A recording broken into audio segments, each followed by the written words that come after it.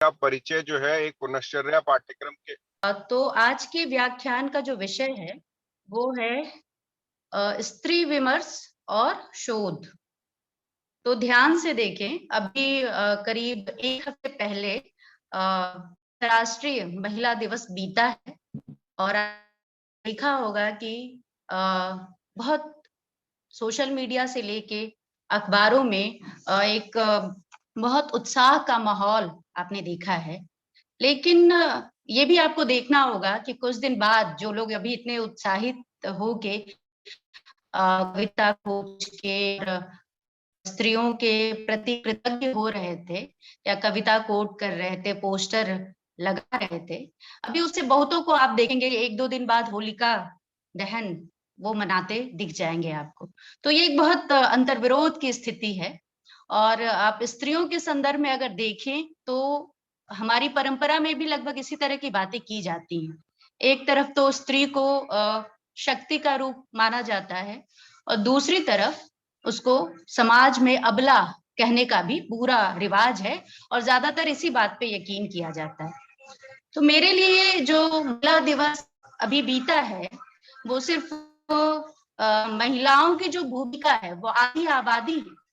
हमारे समाज में महिला जो है वो आधी आधी का प्रतिनिधित्व करती है। तो सिर्फ उसको एक दिन में याद करके या उसके प्रति आभारी होके या उसके लिए कुछ गिफ्ट मुहैया करा के उसको खत्म कर देने वाला दिन नहीं है। इसलिए उस दिन आप ज्यादा से ज्यादा इस बात की समीक्षा कर सकते हैं, अपनी आत्मालोचना कर सकते हैं कि आप जो ये गैर बराबरी का समाज कैसे जैसे भी बना है, लिंग के आधार पे जो विभाजन है और उसमें आपने खुद महसूस किया होगा आसपास कितनी तरह की गैर बराबरियां जो वो हैं स्त्री और पुरुष। तो आप अपने आप करके इन चीजों को देख सकते हैं कि आपने योगदान किया है इसमें। और स्त्रियां जो इतने लंबे समय से एक संघर्ष कर रही हैं अपनी बराबरी के लिए, अपने शोषण के विरुद्ध एक संघर्ष कर रहे हैं या फिर एक दुनिया को बेहतर बनाने की जो स्थितियां हैं उसके जो संघर्ष हुए हैं उसको याद करके और उसमें आप पितृसत्ता साथ में जो समानांतर स्थिति है कि पितृसत्ता का जो वर्चस्व है उसकी दिनों दिन तैयारियां कैसे बढ़ रही हैं उसकी भी समीक्षा हम लोग इस दिन कर सकते हैं। तो विषय पे आते हैं। विषय जैसा कि आप जानते हैं कि स्त्री विमर्श और शोध, इस विषय में 2 पार्ट है। एक तो स्त्री विमर्श और दूसरा शोध। तो इस पे आपको सोचना होगा कि शोध का मतलब क्या है? शोध का मतलब है कि आप जब मौलिक तरीके से चीजों को देखते और सोचते विचारते हैं, तो हम उसको कहते हैं कि हम एक शोध कर रहे हैं किसी विषय पर। वहां मौलिकता जो है वो नितांत जरूरी चीज है। तो स्त्री विमर्श के संदर्भ में जो शोध है वो बहुत जरूरी मुद्दा बन जाता है, क्योंकि आपको पता है कि आज के समय में स्त्री विमर्श एक जरूरी मुद्दा है, इसलिए उस पर शोध भी उतना ही आवश्यक विषय है। तो स्त्री विमर्श की आवश्यकता क्यों हुई, स्त्री विमर्श क्यों आया, स्त्री विमर्श का इतिहास क्या है, इसके साथ ही जब से स्त्री विमर्श की शुरुआत हुई तब से लेके अभी तक जो स्थितियां हैं उससे स्त्री स्त्री की सामाजिक स्थिति में क्या परिवर्तन हुआ है, कितना उसको स्पेस मिला है या अभी कितना स्पेस मिलना बाकी है, इन तमाम बिंदुओं पे हम शोध के अंतर्गत विचार कर सकते हैं और उसमें बहुत सी चीजों को देखने के लिए नए नए एंगल का इस्तेमाल कर सकते हैं। तो ये तो रही शोध की बात। लेकिन इसका जो दूसरा भाग है स्त्री विमर्श, इसमें भी 2 पार्ट है, एक स्त्री और विमर्श। विमर्श का मतलब भी आप जानते हैं कि इंग्लिश में इसको डिस्कोर्स कहते हैं और डिस्कोर्स का अर्थ है कि जहां हम बहस करते हैं, संवाद करते हैं, हस्तक्षेप करते हैं, अपने विचारों का आदान प्रदान करते हैं, उसको हम बहस, उसको हम विमर्श कह सकते हैं। और जो दूसरा पार्ट है स्त्री, तो आप हम जानते ही हैं कि स्त्री जो है वो पैदा नहीं होती है बल्कि बनाई जाती है। ये मेरा कथन नहीं है, ये बहुत बहुचर्चित कथन है सिमोन द beauvoir का। जो बहुत महत्वपूर्ण स्त्री विचारक रही हैं, प्रारंभिक स्त्री विचारकों में जिनका नाम है, 1949 में इनकी किताब आती है द सेकंड सेक्स, उसमें ये कोट है।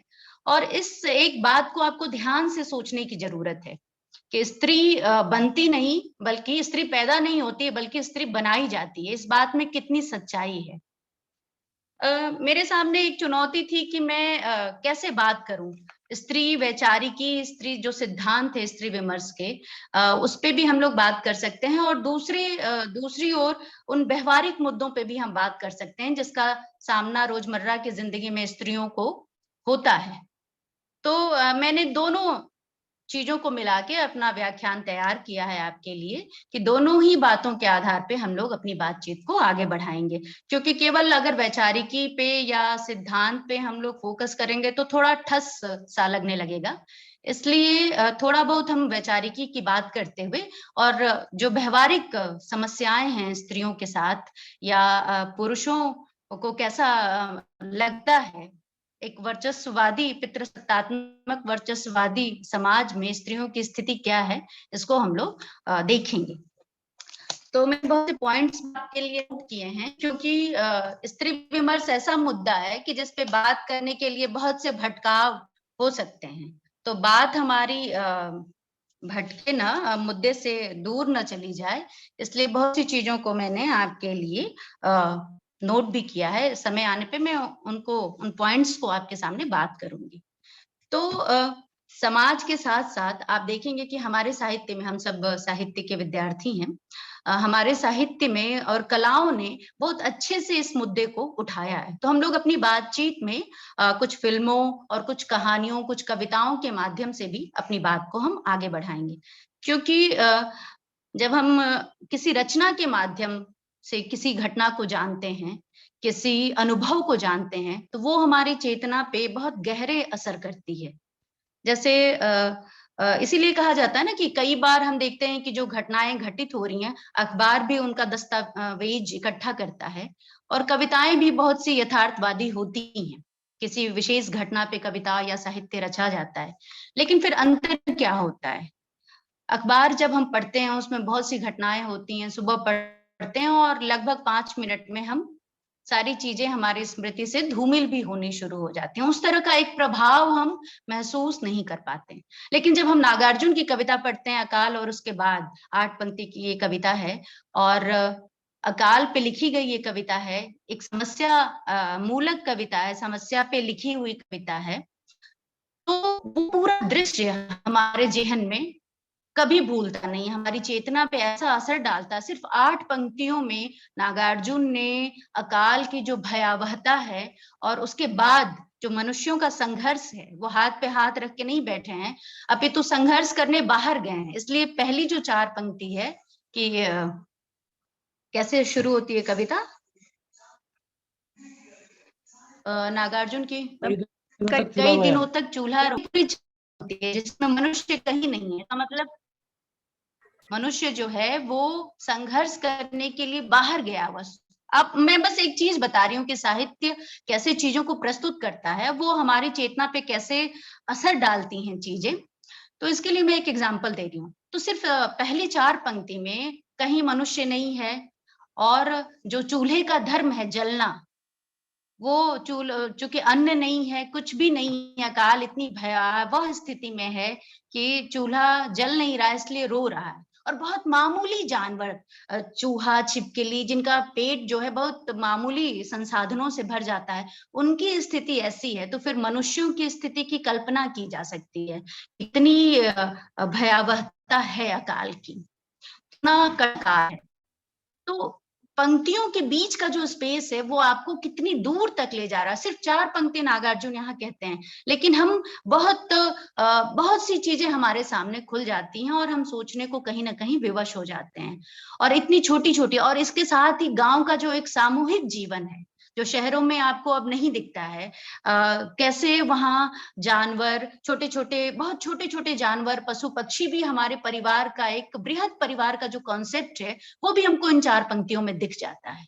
और मनुष्य की जो संघर्ष क्षमता है दिखती, जैसे दाने आते हैं, जैसे लोग आते हैं संघर्ष करके अनाज लेके, लोगों के अंदर खुशी लौटती है, नागार्जुन तुरंत घर शब्द का इस्तेमाल करते हैं। दाने आए घर के भीतर कई दिनों के बाद, कौवे ने खुजलाई, धुआं उठा आंगन के ऊपर कई दिनों के बाद, चमक उठी घर भर की आंखें कई दिनों के बाद, कौवे ने खुजलाई पांखें कई दिनों के बाद। तो चूंकि पहले 4 पंक्तियों में मनुष्य कहीं नहीं आपको दिख रहा है, क्योंकि मनुष्य है ही नहीं। तो नागार्जुन यहाँ ये भी बताना चाह रहे हैं कि जो घर है वो लोगों से बनता है, संबंधों से बनता है, वो केवल ईंट, गारे और मिट्टी से बनने वाली चीज नहीं होती है। तो एक कविता साहित्य जो है वो कितने स्तर पे काम करती है, इसका बहुत सुंदर उदाहरण इस कविता में आप ढूंढ सकते हैं। और जैसे लोग आते हैं, घर शब्द लेके आते हैं नागार्जुन, संघर्ष की जो मनुष्य की प्रवृत्ति है वो दिखती है, और चारों ओर खुशी का माहौल आता है। कौवा भी खुश है कि चूल्हा जल रहा है तो उसको रोटी मिलेगी। तो इसलिए मैंने कहा कि ये 8 पंक्ति की कविता अकाल का जैसा असर हमारे मन में छोड़ती है, वैसा शायद हम अखबार में अकाल की विभीषिका पे पढ़ के उस तरह से विचलित नहीं होते। तो इसलिए स्त्री विमर्श के एंगल से भी अगर हम देखें तो कई कहानियां, कई फिल्में हमारे समाज में आई हैं, जिनको देखने के बाद कई चीजें स्पष्ट होती हैं। इसकी चर्चा मैं आगे करूंगी। तो अभी बात हो रही थी कि स्त्री बनती नहीं, पैदा नहीं होती, बल्कि बनाई जाती है। आप ध्यान देंगे अपने घरों में, अपने आसपास के समाज में, तो आपको बहुत दिक्कत नहीं उठानी पड़ेगी, बल्कि आप बहुत आसानी से इन चीजों को महसूस कर सकते हैं कि कैसे ये होता है। तो एक बच्चे के अंदर कैसे एक बच्चे के अंदर परिवार और जो उसका समाज है, कैसे स्त्री होने के बीज डालता है या पुरुष को पुरुष होने के बीज डालता है। आप देखते हैं स्त्रियों को जैसे स्त्री बड़ी होनी शुरू होती है तो तमाम तरह की बातें, तमाम तरह की हिदायतें शुरू हो जाती हैं, जो एक पुरुष के लिए, पुरुष बच्चा जो है उसके लिए नदारद मिलती हैं। स्त्री के लिए पता है कि उसको सज सवर के रहना है, उसको कहीं बाहर जाना है तो बाल अपने संवार के जाना है, अपना ड्रेस ठीक करके जाना है। उसको थोड़ी सी और बड़ी होने लगती है तो उसको बताया जाता है परिवार में कि उसको तन के नहीं चलना है, उसको आवाज बहुत मीठी रखनी है, धीरे बोलना है, उसको हमें पट्टा लगा के रखना है, हमेशा मतलब अलर्ट रहना है, वो फ्री नहीं है कहीं भी। और पुरुषों के लिए इस तरह की कोई बाधाएं नहीं है। आप खुद ध्यान दीजिए कि वो जैसे हैं घर में, अगल बगल का कुछ काम आया, फट से बाहर निकल गए, खेल के आ गए, पड़ोस के घर में मिल गए, कोई उनको वो तेज बोल रहे हैं, चिल्ला रहे हैं, कोई असर नहीं, परिवार की जो प्रतिष्ठा है उसे आहत नहीं होती है। लेकिन स्त्रियों को बार बार कैसे ढाला जा रहा है, उनको बताया जा रहा है कि उसको खाना बनाने आना चाहिए, उसको सबकी बात मानने का ढंग आना चाहिए, उसको धीमे आवाज में बात करने का तरीका मालूम होना चाहिए, क्योंकि कहीं ना कहीं समाज में स्त्रियों के लिए यही मानक तैयार है। और इसलिए भी सिमोन का जो कथन है वो बहुत ज्यादा प्रासंगिक है आज भी, क्योंकि आप साहित्य के मार्फत देखें, आप याद कीजिए गबन की नायिका जालपा को। जालपा जो है वो बचपन से अपनी माँ और दादी को देख के बड़ी हो रही है, और उनके जीवन का जो सबसे बड़ा उद्देश्य है वो यही है चंद्रहार। उनको विवाह में चंद्रहार मिला है, और जब से वो बड़ी होना शुरू हुई है उसके आसपास लगभग इसी तरह की बातें की जा रही हैं कि कैसे वो बड़ी होगी, उसका विवाह होगा। और कहीं ना कहीं स्त्रियों को लेके एक तरह से हम अपनी तैयारी करते हैं कि हमको दूसरे के घर में जाके रहना कैसे है, जहां हमको सर्टिफिकेट एक मिल जाए कि हम पास हो गए हैं, हमारे माता पिता ने हमको बहुत